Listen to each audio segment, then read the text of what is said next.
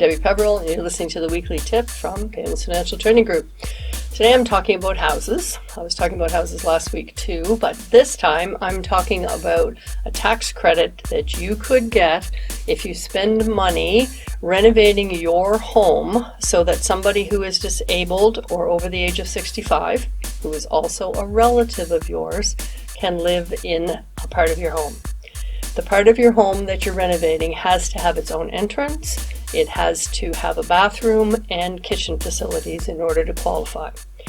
You can spend up to $50,000 renovating this house. The credit is federal credit, so it's 15%. So if you spent $50,000 creating this space in your home, you would get a personal tax credit of $7,500 on your tax return.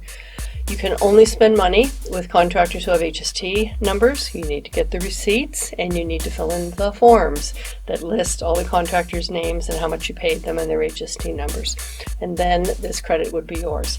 So if there is someone in your family who's in need of housing and you have the space in your house to bring them in, if they're over 65 or getting the disability tax credit, then you would be eligible for this multi-generational housing tax credit.